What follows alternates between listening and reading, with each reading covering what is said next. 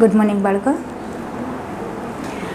આજના ચેપ્ટરની અંદર, આજના લેક્ચરની અંદર સ્ટાન્ડર્ડ 10th ધોરણ 10 લેસન નંબર 2 બીજું,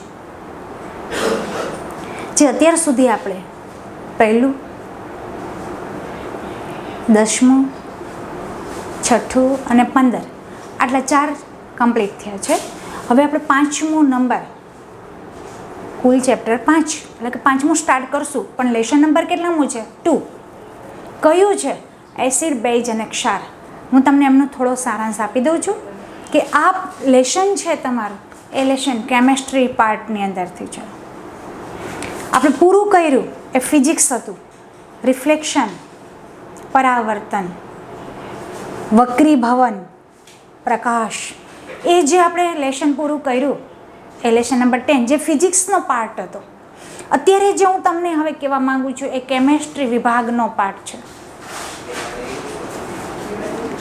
કેમેસ્ટ્રી એટલે તમને ખ્યાલ જ છે કે એની અંદર રસાયણ સૂત્રો, રાસાયણિક પ્રક્રિયાઓ, પ્રયોગો, અણુસૂત્રો, આ બધાનો સમાવેશ થશે. લગભગ કેમેસ્ટ્રી બધાને સારી રીતે આવડે છે. તો આ લેશનની અંદર બોર્ડમાં 6 માર્ક્સનું પૂછાશે. કવર કરવાનું છે આપણે કે આ છે એના માર્ક્સ કેટલા પૂછાય છે, તો કે 6 માર્ક્સ છે આમ ચેપ્ટરની અંદર. એસિડ, બેઝ અને ક્ષાર બોર્ડની અંદર આ લેશનમાં 6 માર્ક્સનું પૂછાય છે. યાદ રાખી લેવાનું. હરેક લેશન સ્ટાર્ટ કરું છું ત્યારે હું તમને કહેતી જાઉં છું કે બોર્ડની અંદર આ લેશનની અંદરથી આપણે 6 માર્ક્સનું પૂછાશે. એટલે આ લેશન આપણા માટે જરૂરી હોવું જોઈએ. બરાબર છે કે એસિડ, બેઝ અને ક્ષાર શું છે એમની આખી માહિતી હું તમને પહેલાં આપી દઉં છું કે એસિડ કોને કહેવાય છે, બેઝ કોને કહેવાય છે, ક્ષાર કોને કહેવાય છે. એસિડ અને બેઝ શું છે, એમના ગુણધર્મો શું છે, એમના લક્ષણો શું છે, એમના વિશે હું તમને આખી માહિતી આપી દઉં છું. પછી જ આપણે આગળ વધશું. તો કે પહેલું જ એસિડ, બેઝ અને ક્ષાર. એસિડ અને બેઝ, એસિડ છે ને એ તમે ક્યારેક જોયું જ હશે. બધાએ હરેકના ઘરમાં એસિડ તો હોય જ છે. જે સ્વાદે કેવા હોય છે? ખાટા હોય છે. એસિડ સ્વાદે કેવા હોય છે? ખાટા હોય છે.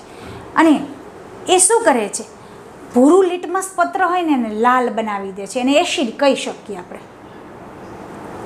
એસિડનો ગુણધર્મ શું છે? લેશન નથી સ્ટાર્ટ કર્યું, ખાલી એનો સારાંશ બોલું છું તમને કે એસિડ વસ્તુ શું છે. તો કે એસિડ એવી વસ્તુ છે, એસિડનો સ્વાદ કેવો હોય છે? ખાટો હોય છે, જલદ હોય છે. એસિડ 2 પ્રકારના, મંદ અને જલદ, આ બંને હોય છે. એસિડ છે એ સ્વાદમાં ખાટા હોય છે અને સામે બેઝ એસિડ છે એ ભૂરા લિટમસ પત્રને લાલ બનાવે છે. આ એસિડ છે. હવે બેઝ શું કહેવા માંગે છે એ બી હું તમને આગળ કહી દઉં કે બેઝ કેવા હોય છે? એ સ્વાદે તુરા હોય છે. બેઝ સ્વાદે કેવા હોય છે? તુરા હોય છે. એ શું કરે છે? તો કે તમારી પાસે લાલ લિટમસ હોય એમને ભૂરું બનાવી દે છે. આ એસિડ અને બેઝ જો બંનેનું મિશ્રણ થાય તો ક્ષાર બને. Acid plus base is equal to ક્ષાર. એસિડ છે, તમે 9thમાં કદાચ પીએચ શીખી ગયા હશો. પીએચ શીખી ગયા છો? માપક્રમ આવતું ખ્યાલ હોય તો 9thની અંદર પીએચ પટ્ટી, જેની અંદર એસિડ, બેઝ અને ક્ષાર ત્રણેય આવી જતું. તટસ્થ એટલે ક્ષાર. તો કે એસિડની માત્રા કેટલી હોય છે? તો કે 0થી માંડીને, જોજો 0થી માંડીને 7 સુધીની એની માત્રા હોય છે, જેને શું તરીકે એસિડ હોય છે. પછી 7થી માંડીને 14 સુધીની માત્રા બેઝની હોય છે. એટલે અહીંયા આવશે એસિડ. ખાલી હું તમને અત્યારે શું સમજાવું છું? એમનું માહિતી સમજાવું છું કે એસિડ અને બેઝ શું છે. ફરીથી બોલું છું, એસિડ અને બેઝ સ્વાદે ખાટા હોય છે, સ્વાદે તુરા હોય છે. રાઈટ. લાલ બનાવે છે અને ભૂરું બનાવે છે લિટમસ પત્રને. બેઝ ભૂરા બનાવે છે, એસિડ શું બનાવે છે? લાલ. હવે એસિડ કોઈના પગ ઉપર પડી ગયું તો આપણો મગજ એ લાલ થઈ જાય ને. એટલે આપણે યાદ રાખવા માટે તમારે શું કરવાનું? તો કે એસિડ હંમેશા કેવા હોય છે? ભૂરા લિટમસ પત્રને કેવું બનાવે છે? લાલ બનાવી દે છે. એસિડ જો આપણા હાથ ઉપર કે આપણા ગમે ત્યાં બોડી ઉપર પડી જાય તો એસિડની પ્રક્રિયાને કારણે આપણો ચહેરો લાલ થઈ જશે. એટલે આપણે યાદ રાખવાના માટે કહું છું કે એસિડ હંમેશા ભૂરા લિટમસ પત્રને કેવું બનાવી દે છે? લાલ બનાવી દે છે. જ્યારે બેઝ શું કરે છે? ભૂરું લિટમસ પત્ર બનાવે છે. જો આ બંને પ્લસ કરવામાં આવે, acid plus base equal to આપણને શું મળશે? ક્ષાર અથવા પાણી. આ મળશે. તો મેં તમને અહીંયા માપક્રમ દોરી દીધું છે. જો આ બંનેનું પીએચનું માપક્રમ છે. આ શું છે? માપક્રમ છે કે 0થી માંડીને 7 સુધી હોય. પીએચની વાત કરું છું. પીએચ 0થી માંડીને 7 સુધી હોય તો શું હોય? એસિડ હોય. પરંતુ 7થી માંડીને જો 14 સુધીનો માપક્રમ હોય તો એ બેઝ તરીકે ઓળખવામાં આવે છે. પરંતુ તમને એવો પણ પ્રશ્ન થાય કે કદાચ મેડમ 7 હોય તો શું કરવું? તો એને તટસ્થ કહેવામાં આવે છે કે ક્ષાર કહેવામાં આવે છે. એને શું કહેવામાં આવે છે? તટસ્થ તરીકે ઓળખવામાં આવે છે. આ વસ્તુ યાદ રાખવાની છે. ખાલી હું સારાંશ બોલું છું, પછી તમને વ્યવસ્થિત સમજાવીશ કે એસિડ અને બેઝ શું છે.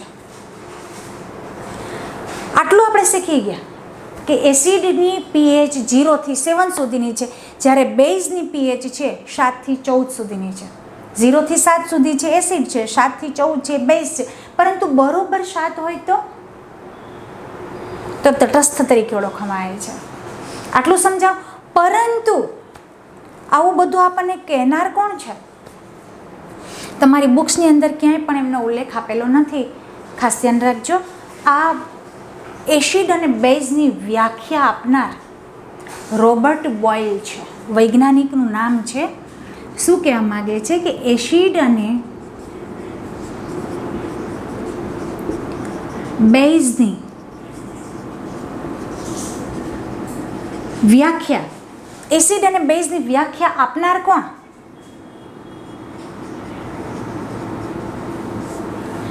કોણ છે? તો કે રોબર્ટ બોઇલ.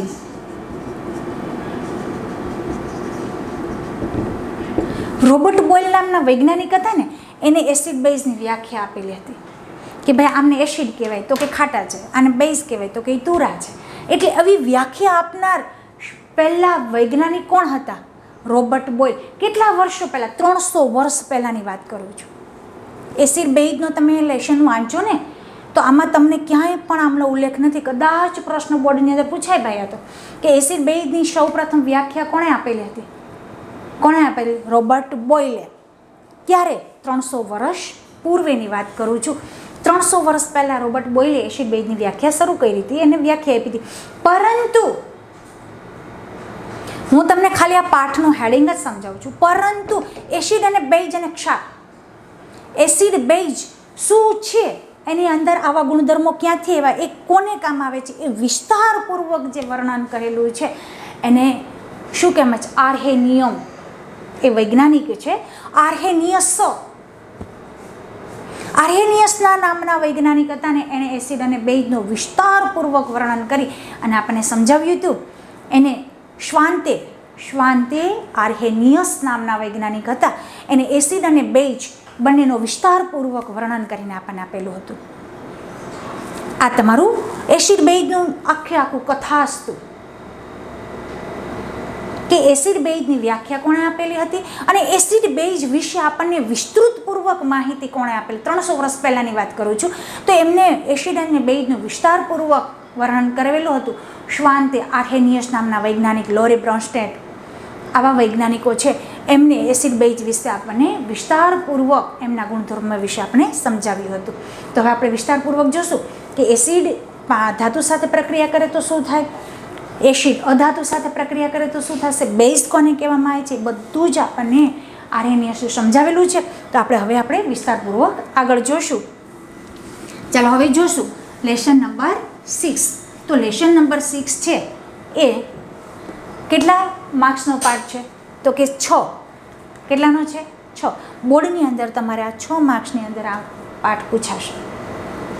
ટૂંક જવાબી પ્રશ્નો હશે અને એક 3 માર્ક્સનો ક્વેશ્ચન હશે. જોશું આપણે કે તમે અગાઉના ધોરણમાં શીખ્યા છો કે ખોરાકનું ખાટું અને તુરો સ્વાદ અનુક્રમે તેમાં હાજર રહેલા એસિડ અને બેઝના કારણે હોય છે.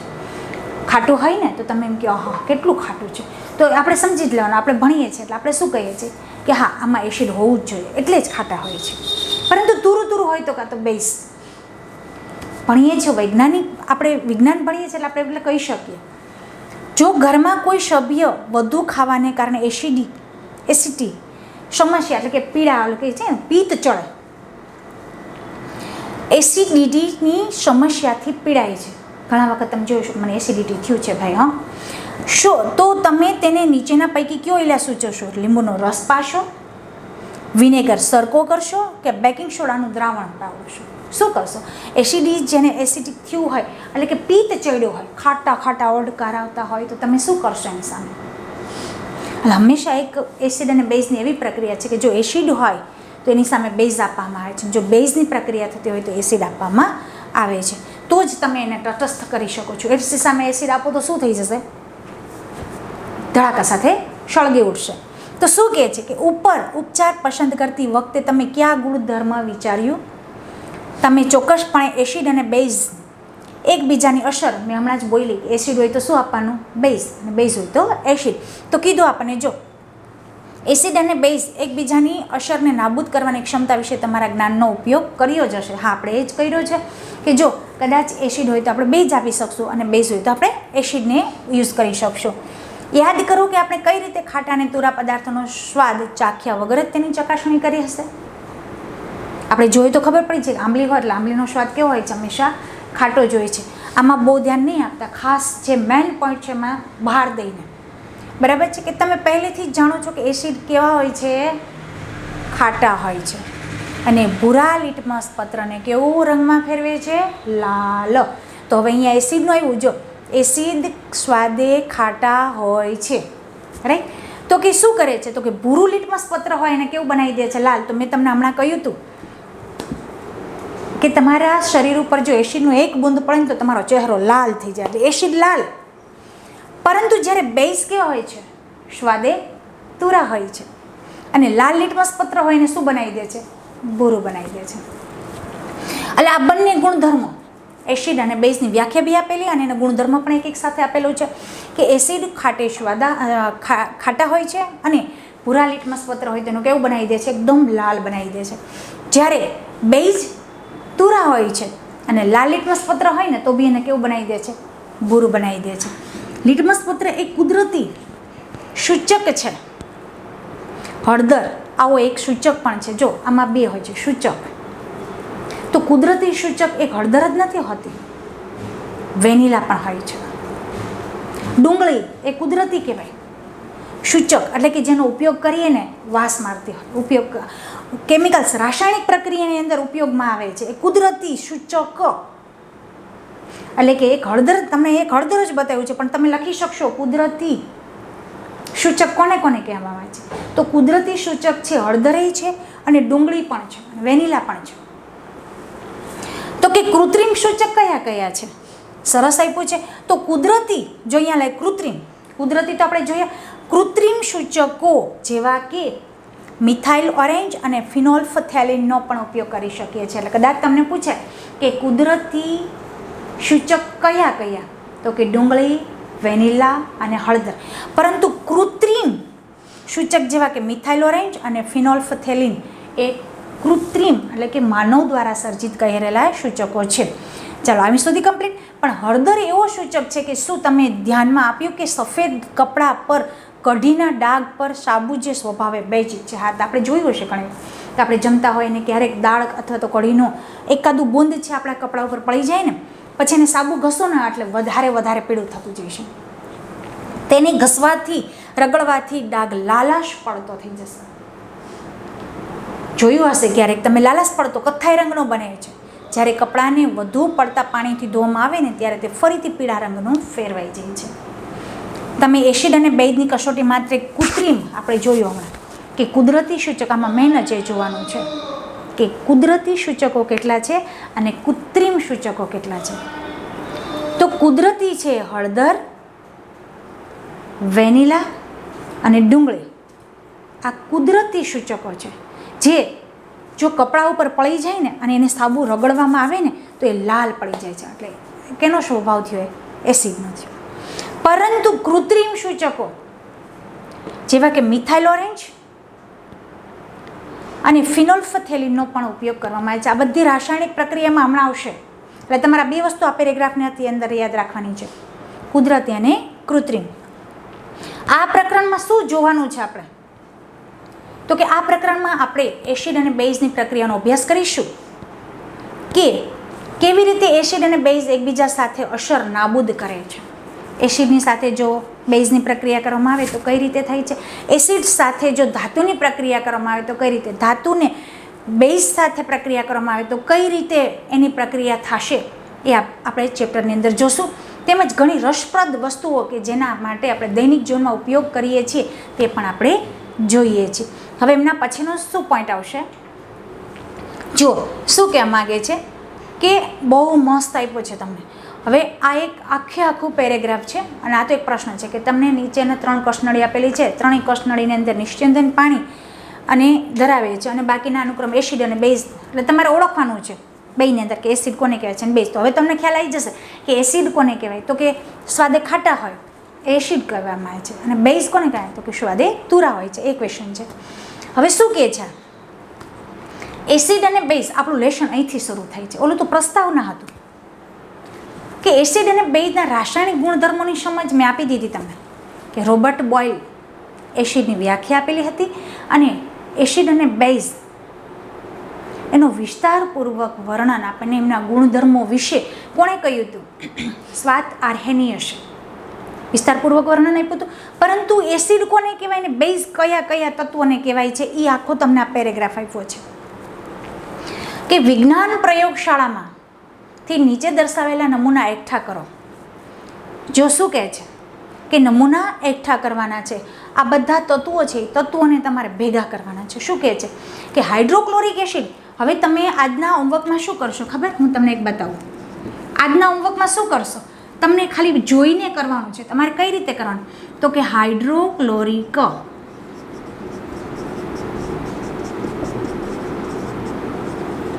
આ એસિડ મેં લખ્યું છે, બરાબર?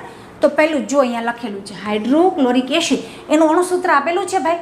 તો કે હા. કયું આપેલું છે? તો કે HCl. તો કે આ બધા એસિડ છે. આ એસિડ ક્યાં સુધી એસિડ?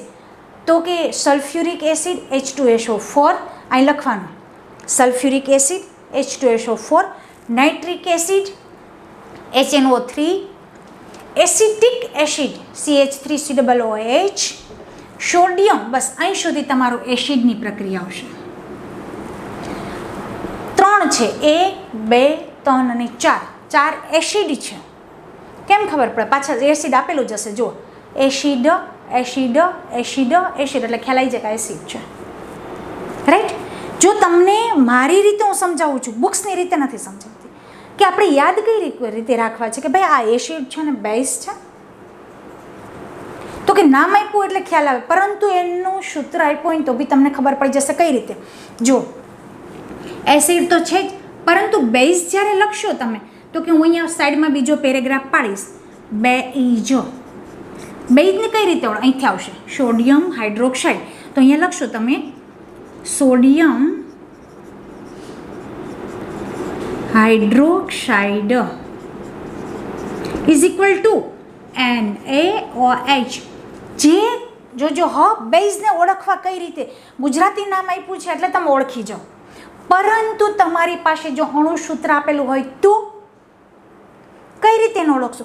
જે અણુસૂત્રની પાછળ, જે સૂત્રની પાછળ OH આપેલું હોય ને એટલે એ બેઝ જ કહેવામાં આવે છે.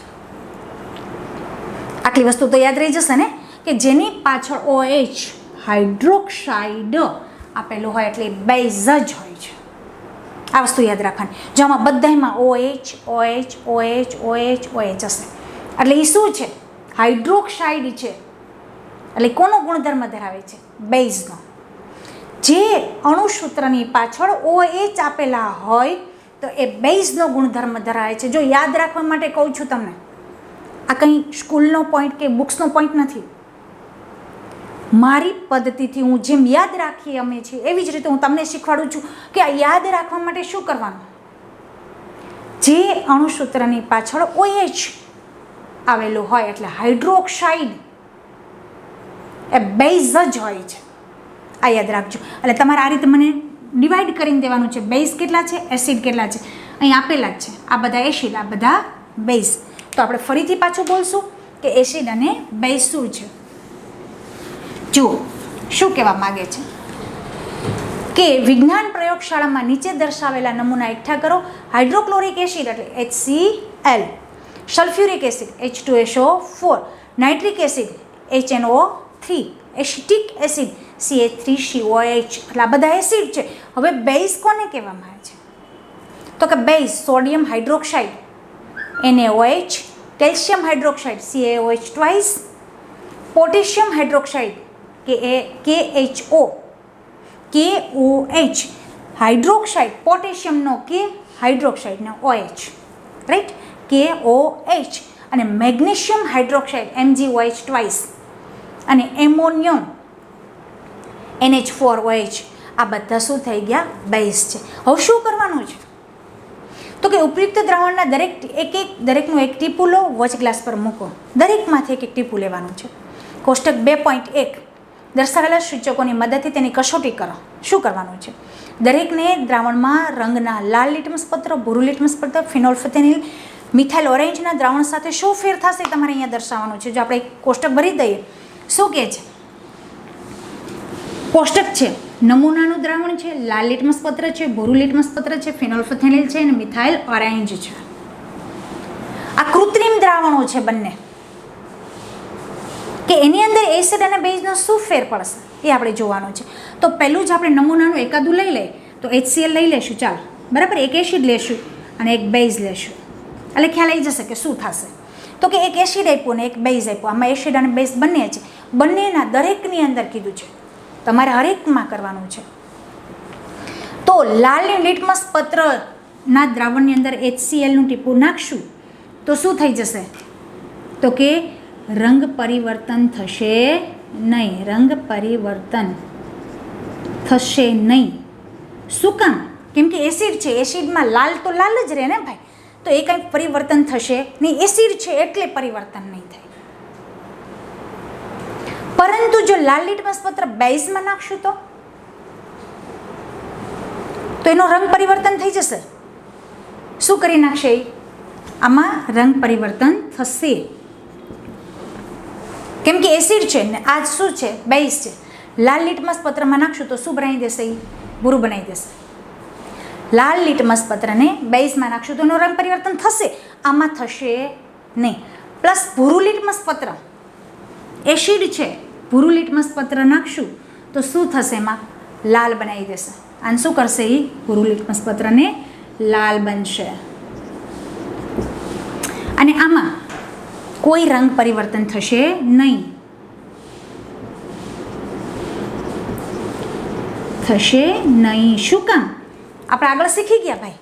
કેમ કે લાલનું લાલમાં કોઈ દિવસ ફેર પડે નહીં, પરંતુ ભૂરામાં કોઈ દિવસ ભૂરું ફેર પડે નહીં, એટલે બંને થઈ જશે. હવે શું કહે? ફિનોલ્ફથેલિનની અંદર શું કહે છે કે જો HCl હોય તો ફિનોલ્ફથેલિનનું જો દ્રાવણ નાખવામાં આવશે તો શું થશે? તો કે આ છે તમારું એક ગુલાબી રંગમાં ફેરવાઈ જશે અને આ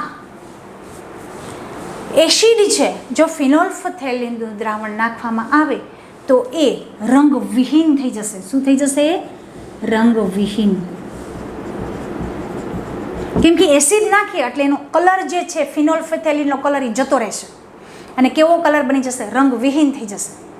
પછી જ્યારે ફિનોલ્ફ ઓરેન્જ જો HCl નાખવામાં આવે તો શું કરી નાખે છે? એ પહેલું તો લાલ બનાવી નાખશે. એસિડ છે ને ભાઈ, તો એસિડને કેવું બનાવી નાખે? લાલ બનાવશે. કેવું બનાવશે? લાલ.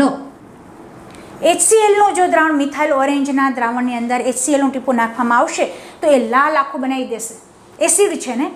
પરંતુ જો બેઝનું ટીપું નાખવામાં આવે તો એ કેવા બનાવી દેશે? પીળા કલરના બનાવી દેશે. એટલે હવે હરેકમાં તમે આ જ રીતે લખી શકશો કે જો એસિડ હોય તો લાલ લિટમસ પત્રની અંદર કોઈ ફેરફાર થશે નથી, પરંતુ ભૂરાને લાલ બનાવી દેશે. ફિનોલ્ફેથેલિન રંગ વિહીન થઈ જશે અને ઓરેન્જમાં મિથાઇલ ઓરેન્જ કેવું બનાવી દેશે? લાલ. એસિડ હશે તો. પરંતુ જો બેઝ હોય તો કે લાલ લિટમસ પત્રમાં પરિવર્તન થશે તો કે લાલ બનાવી દેશે. અહીંયા લાલ આવશે, લાલ બનાવી દેશે. ભૂરામાં કોઈ ફેરફાર, બેઝ છે ભૂરું છે એટલે કોઈ ફેરફાર થશે નહીં, પરંતુ ફિનોલ્ફામાં જો બેઝનું ટીપું નાખવામાં આવશે તો એ ગુલાબી રંગ ધારણ કરશે. તમે કદાચ પ્રેક્ટિકલ, તમે તો નાના છો એટલે પ્રેક્ટિકલ ન કર્યો હોય, કદાચ 11-12ની અંદર તમારે પ્રેક્ટિકલ કરવાનું આવશે, ફ્લાસ્ક લઈ અને તમારે આનું પ્રેક્ટિકલ કરવામાં આવશે તો ગુલાબી રંગનું દ્રાવણ ધારણ કરશે. પરંતુ જ્યારે એ જ બેઝને મિથાઇલ ઓરેન્જના દ્રાવણની અંદર એક ટીપું નાખવામાં આવે તો પીળા રંગનું બની જશે.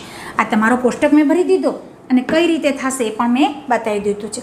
આ સૂચકો રંગમાં થતા ફેરફાર દ્વારા આપણને દર્શાવે છે કે પદાર્થ એસિડ છે કે બેઝ. જો લાલ બનતું હોય તો એસિડ, ભૂરું બની જાય તો બેઝ.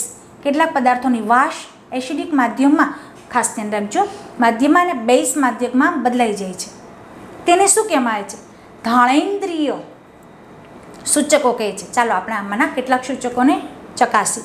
ઘાણેન્દ્રિય કે જેની વાસ આવતી હોય ને, એસિડ અને બેઝ, આમાંથી કોઈ પણ વાસ બદલાઈને એસિડની વાસ બદલાઈ જાય અથવા તો બેઝની વાસ બદલાઈ જાય ને એવા સૂચકોને કેવા સૂચક કહેવાય? ઘાણેન્દ્રિય સૂચકો કહેવામાં આવે છે.